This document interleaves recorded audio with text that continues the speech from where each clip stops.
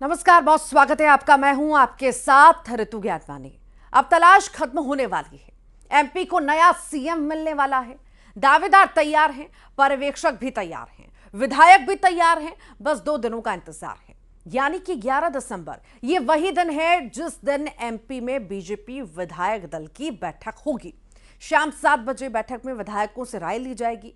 कौन किसे पसंद है, एमपी के लिए कौन बेहतर हो सकता है, शिवराज, नरेंद्र तोमर, प्रहलाद पटेल, कैलाश या फिर सिंधिया, और फिर नाम तय किया जाएगा।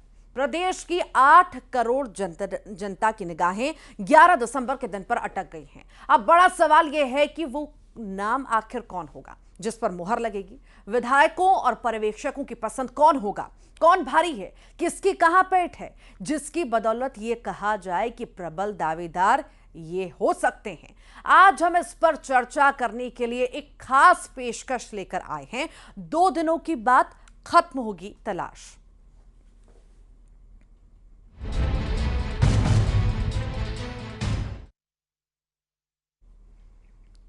एमपी में सीएम के नाम की अटकलों के बीच बीजेपी के विधायकों की प्रतिक्रिया भी आ रही है। कुछ शिवराज सिंह चौहान का समर्थन कर रहे हैं, तो वहीं कुछ इंतजार करने की बात कर रहे हैं।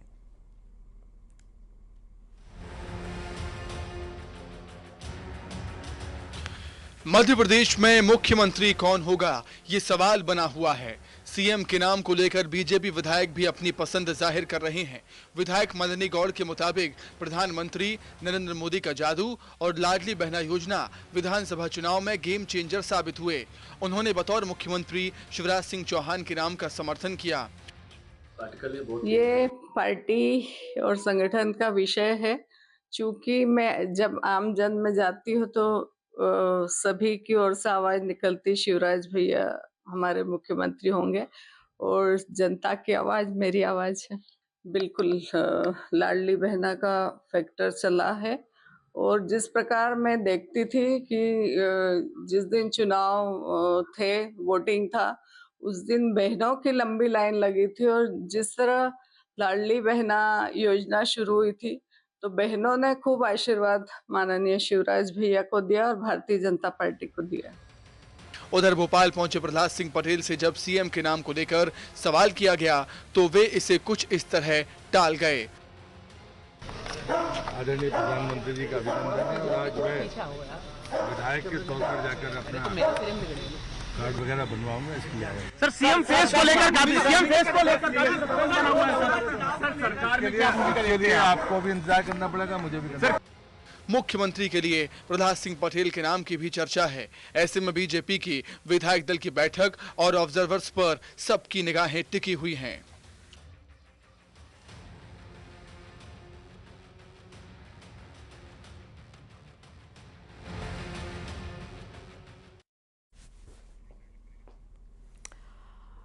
तो पर्यवेक्षकों की नियुक्ति हो चुकी है और दिग्गज भी जो है पूरी तरह से तैयार हैं। बस इंतजार कर रहे हैं कि आखिर किसके नाम पर मुहर लगेगी।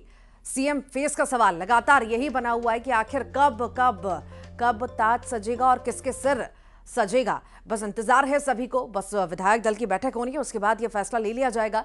हालांकि माथापच्ची ऐसा लग रहा है कि बहुत ज्यादा बीजेपी में चल रही है। फैसला इतना आसान नहीं है बीजेपी के लिए लेना, क्योंकि कई सारे दिग्गज हैं जो मैदान में हैं, दावेदारी ठोक रहे हैं। ये 5 तस्वीरें भी आप देख रहे हैं जो हम आपको दिखा रहे हैं।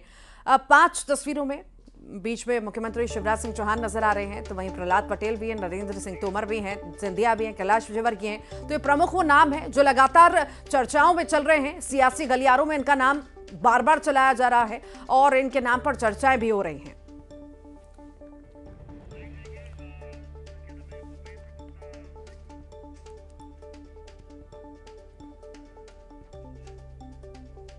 तो 11 दिसंबर को विधायक दल की बैठक होगी और उसके बाद निर्णय ले लिया जाएगा कि आखिर कौन प्रदेश का मुख्यमंत्री होगा। ये मान सकते हैं अब जल्द जो है मध्य प्रदेश को मुख्यमंत्री मिलने जा रहा है, नया मुख्यमंत्री मिलने जा रहा है, ऐसा हम कह सकते हैं। ज्यादा इंतजार और नहीं करना होगा। पर्यवेक्षकों की नियुक्ति तो हो चुकी है, जल्द वो अब जो है मध्य प्रदेश भी पहुंचेंगे, भोपाल पहुंचेंगे, विधायक दल की बैठक भी लेंगे। सभी विधायकों को जो है सूचना भी दे दी गई है बैठक के लिए। सभी शामिल होंगे, राय शुमारी होगी और मेल मिलाप होगा, बातचीत होगी, चर्चाएं होंगी, किसे कौन पसंद है और आखिर क्यों, कैसे पसंद है। तो सभी जो हैं पहलुओं पर ये पर्यवेक्षक चर्चा करेंगे। हम इस चर्चा को आगे बढ़ाते हैं। हमारे साथ जो है भूपेंद्र गुप्ता जी जुड़ गए हैं, उपाध्यक्ष कांग्रेस के। भूपेंद्र जी, बहुत स्वागत है आपका। सौरभ दुबे जी हैं, राजनीतिक विश्लेषक हैं। सौरभ जी, आपका भी बहुत बहुत स्वागत है।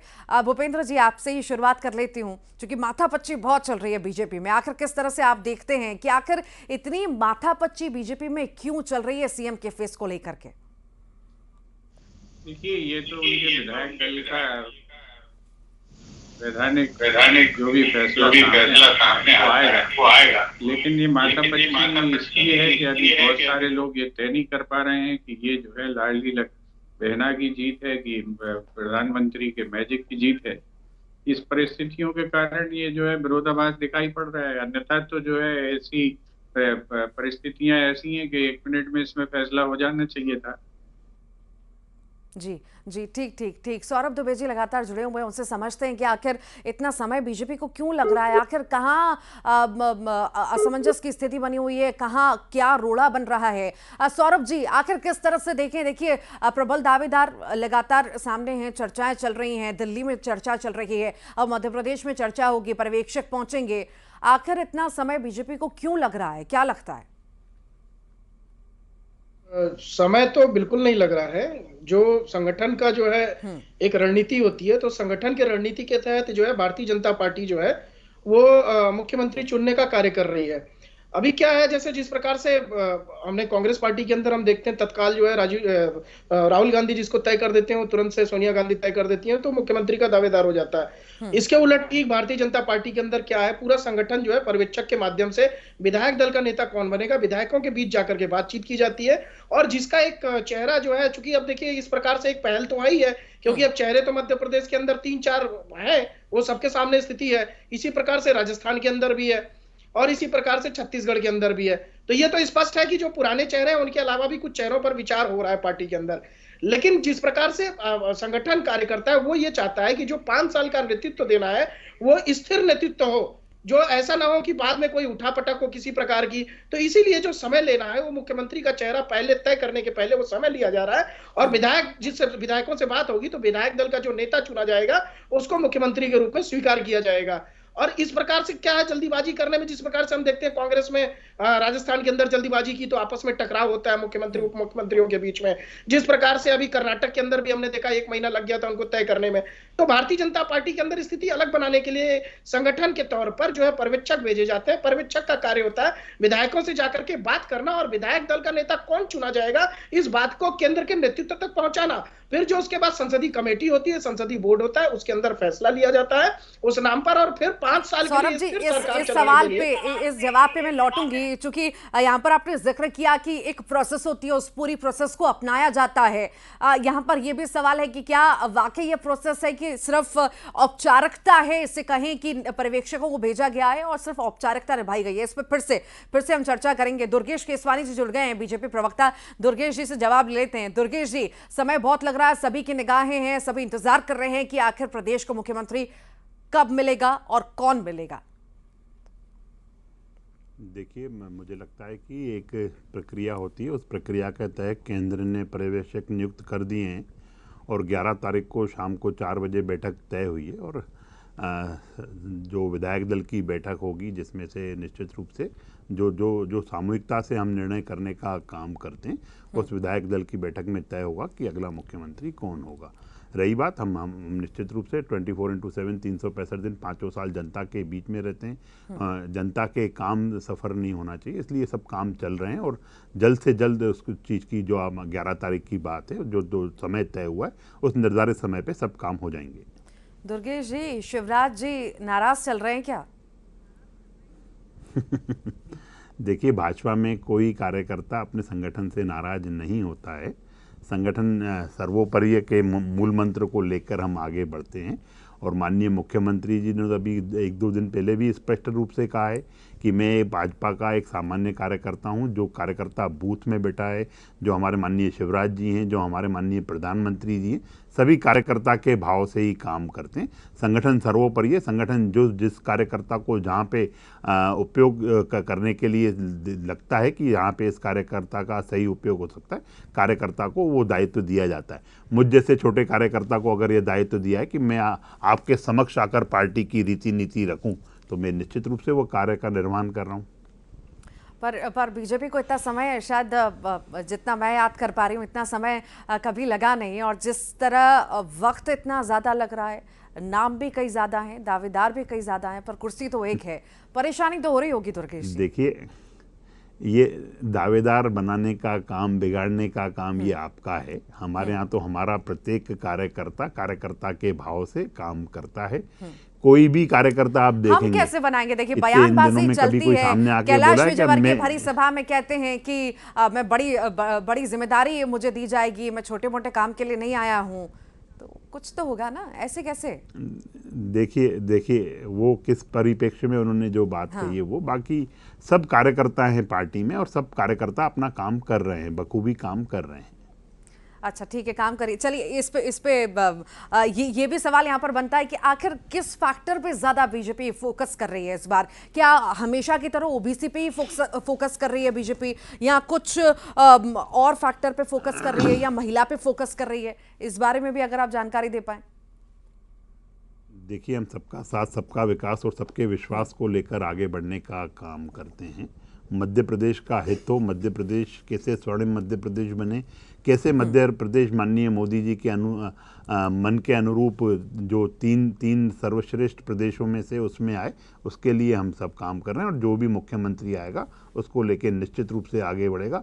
प्रदेश की 8 करोड़ जनता का कैसे अच्छे से अच्छा काम हो सकता है, कैसे हम उनके जन कल्याण के लिए अच्छे से अच्छी योजनाएं ला सकते हैं, कैसे हम डबल इंजन की सरकार का बेनिफिट जनता को दे सकते हैं, सब उसी के रूप में, और सब प्रत्येक कार्यकर्ता उसको लेकर आगे बढ़ने का काम करेगा।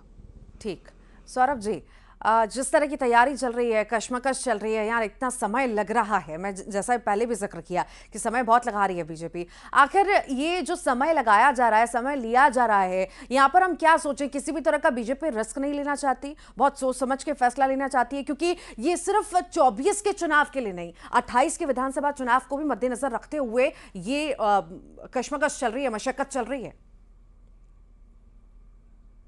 पूछा जवाब जो है, तो जवाब तो दुर्गेश जी ने दे दिया वहां पर। और आपकी बात बिल्कुल सही है। देखिए, समझदार पार्टी है तो समझदारी वाला काम तो करना पड़ेगा ना।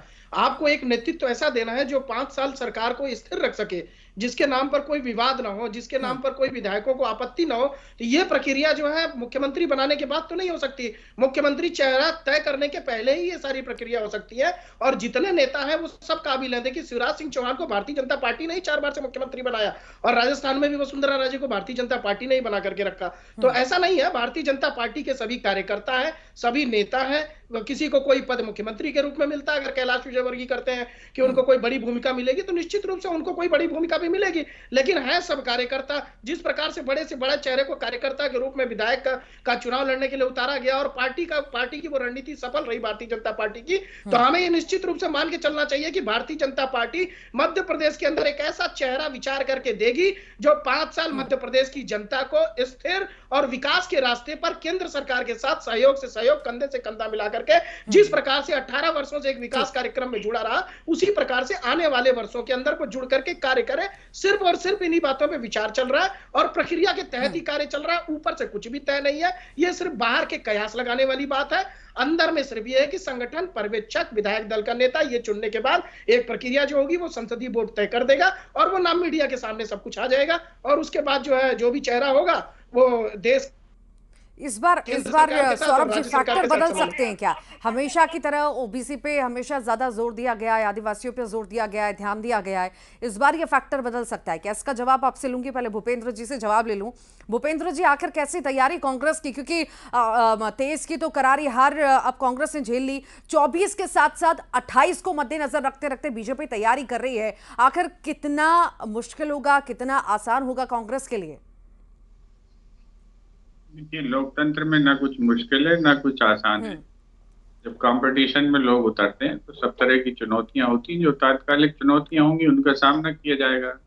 अभी जो है हमारे जो भारतीय जनता पार्टी के मित्र हैं उन्होंने कहा कि 24/7 इंटू ईयर्स इंटू 5 साल ये बराबर सेवा करते रहते हैं और प्रदेश को जो है एक नंबर 1 का राज्य बनाने की वो जो है लिए इतना परिश्रम कर रहे हैं।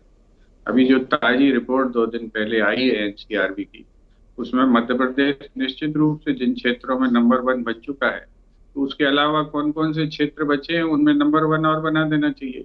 महिलाओं का उत्पीड़न, बच्चों का अपहरण, ये तो अभी मोदी जी ने अभी रिपोर्ट बताई है उसकी, वो रिपोर्ट जो है उसके बारे में चर्चा करनी चाहिए। निश्चित रूप से जो है जन कल्याण होगा, इस प्रदेश की जनता पर बहुत जो है एहसान होगा। ये इस बात में इसका भी जवाब साथ में देते रहना चाहिए। ये जो परिस्थिति है, ये परिस्थिति ऐसी है कि अगर इतने बहुत जनमत से कोई पार्टी चुनाव जीत कर आई है तो उसे अपने विधायक दल की बैठक करना चाहिए, वो फैसला कर देना चाहिए। कांग्रेस की तो वो 25 बुराइयां कर दी कि उनके यहाँ ये सिस्टम, उनके यहाँ वो सिस्टम, उनके यहाँ ये सिस्टम। संवैधानिक सिस्टम क्या है? तो उस सिस्टम की तो अभी तक किसी ने चर्चा ही नहीं की ना। यहाँ पर जो चर्चा जो है विधायक दल की बैठक होगी, विधायक अपना नेता चुन लेंगे। तो अभी इसमें जो है दिल्ली कहाँ से आ गई चुनने के लिए? वो दिल्ली के नेताओं की मंशा कहाँ से आ गई बीच में? फिर या फिर बड़ी बड़ी बातें नहीं करना चाहिए, ये नहीं बोलना चाहिए कि आप बहुत प्रोसीजर से चलते हैं, बहुत इससे चलते हैं, बहुत उससे चलते हैं। ये राजनीति में सारी चीजें परिस्थिति जन्य होती हैं। भारतीय जनता पार्टी का अपना आंतरिक विषय है, वो इसको जैसे भी सुलझाए। कांग्रेस पार्टी जो है जो जिस आदमी को बीजेपी अपना मुख्यमंत्री बना देगी, हम उसको जो है बधाई देंगे, उसको माला पहना देंगे। पर इस काट के लिए कुछ तो तैयारी कांग्रेस कर रही होगी ना? तैयारी करेगी क्या? हम लोग तय कर देंगे कि इसको मुख्यमंत्री बना दीजिए। नहीं नहीं नहीं, कांग्रेस अपने विपक्ष के नेता तय आप करेगी। अपनी तरफ से विपक्ष में भी तो मजबूती के लिए कुछ ना कुछ करेंगे ना? हम लोग कर ही रहे हैं, आप भी परिश्रम कर रही हैं, हम भी परिश्रम कर रहे हैं। ठीक है, सौरभ जी। यही जानना चाहता था कि तेलंगाना के जो मुख्यमंत्री का चुनाव किया गया अभी, वो किस प्रक्रिया के तहत किया गया? ये तो मतलब जानकारी में होना चाहिए, सभी को, जनता को भी जानकारी में होना चाहिए कि वो प्रक्रिया क्या थी जो तेलंगाना का आपने एकाएक से मुख्यमंत्री चुन लिया। तो भारतीय जनता पार्टी अगर संगठन उसका एक रणनीति के तहत कार्य करते हैं, आज से नहीं बरसों से। योगी आदित्यनाथ जब उत्तर प्रदेश में पहली बार चेहरा तय करना था, उसमें भी समय लिया गया था। ऐसा नहीं कि तुरंत से तत्काल घोषित कर दिया गया था। फडणवीस जी को भी महाराष्ट्र में, मनोहर लाल खट्टर जी को भी 2014 की बात कर रहा हूं मैं, उस समय जब जो है पहली बार चेहरा तय करना था तो इस प्रकार से समय लिया जाता है। अब निश्चित रूप से अगर मुख्यमंत्री के नाम पर दोबारा से जैसे योगी आदित्यनाथ के नाम पे चुनाव लड़ा गया तो वो तो स्वयं घोषित थे। तो यहां पर जो है इस बार कमल का फूल के उस पे चेहरा पे लड़ा गया है। और नरेंद्र मोदी जो भारत के अंदर नहीं, विश्व के अंदर बहुत बड़ी शख्सियत है, बहुत ही जो है जिनका जो है जिनके बारे में जो है ये जाना जाता है कि भैया उनकी सरकारें जहां जहां पर है केंद्र में और उसके बाद राज्यों के अंदर, वो मजबूती के साथ कंधे से कंधा मिलाकर के चलती है, विवाद उत्पन्न करके नहीं चलती। जिस प्रकार से एक लगातार कांग्रेस पार्टी के तीनों राज्यों में, छत्तीसगढ़ के अंदर अभी अभी चुनाव खत्म होने के बाद डिप्टी सीएम ने उनके मुंह खोल दिया कि भैया हमारे साथ तो हमको पहले मुख्यमंत्री बना देते तो ऐसी बातें नहीं होती। और राजस्थान के अंदर तो पूरे 4 साल यही चलता रहा। हाँ, निश्चित रूप से एनसीआरबी का डेटा वो चुनाव के पहले जो है राजस्थान को महिलाओं के ऊपर जो है अत्याचार में नंबर 1 था। अब वो अगर एनसीआरबी का डेटा बदला है तो वो भी एक विचार करने वाला विषय हो सकता है। लेकिन अब चुनाव निकल चुके हैं तो चुनावी बातें निकल चुकी हैं।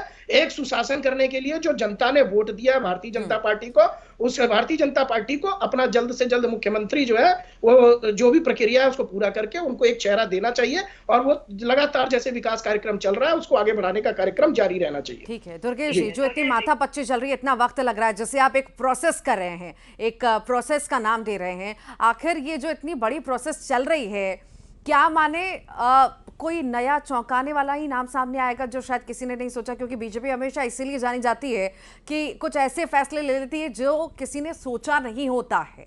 कोई ऐसा नाम सामने आ सकता है? देखिए, सामूहिकता से निर्णय लेने वाली पार्टी है हमारी, और निश्चित रूप से जो भी निर्णय होगा वो आपके समक्ष जल्द आ जाएगा, बैठक के बाद तुरंत आ जाएगा। पर हमारे जो कांग्रेस के मित्र यहाँ बैठे हैं वो खिसियानी बिल्ली खंबा नोचे की स्थिति में है।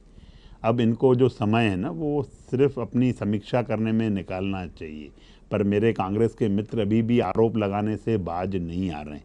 हम तो हैं निश्चित रूप से, हम अनेक जगह पे नंबर 1 है, चाहे नशा मुक्ति का भारत अभियान की बात करें, चाहे गेहूं के कृषि के क्षेत्र में बात करें, चाहे सुकन्या समृद्धि की बात करें, जैविक खेती की बात करें, प्रधानमंत्री मातृ वंदन योजना की बात करें, अनेक चीज़ में हम नंबर 1 है। और निश्चित रूप से अगर हमें जो पिछला विपक्ष मिला था एक कमज़ोर और असहाय टाइप का विपक्ष था जो आपस में लड़ाई लड़ने में जाना जाता था। अच्छा दुर्गेश अब जी, कम संख्या में है, हो सकता यहाँ है पर ये भी है कि उनका जी सारे दिग्गज दिल्ली पहुंच गए, नेताओं से मुलाकात कर ली, दिग्गजों से मुलाकात कर ली, सब शिवराज जी जाना नहीं चाहते, मैं तो दिल्ली नहीं जाऊंगा। क्या माने, इसके मायने क्या हैं वो तो बताइए। देखिए उसके मायने हैं कि वो सदैव सतत 20-22 घंटे काम करने वाले हैं और वो जनता के बीच में जो हमारा अगला मिशन है, क्योंकि हम 24/7 365 दिन 5 साल चुनावी मोड में रहे हैं। हम हमारे नेता चट्टान की तरह अपने प्रत्येक कार्यकर्ता के साथ खड़े रहते हैं और हमारा जो मिशन है मिशन 24 वो 29 की 29 सीटें हमें लाना है और उसके लिए माननीय मुख्यमंत्री जी सभी जगह जा रहे हैं और जो कार्यकर्ता जहाँ थे उनको डांडस बंधाने का काम जो हार रहे हैं उनके साथ खड़े रहने का काम कर। समय की चूंकि कमी है, आप सभी का बहुत बहुत शुक्रिया, आप इस खास चर्चा में शामिल हुए।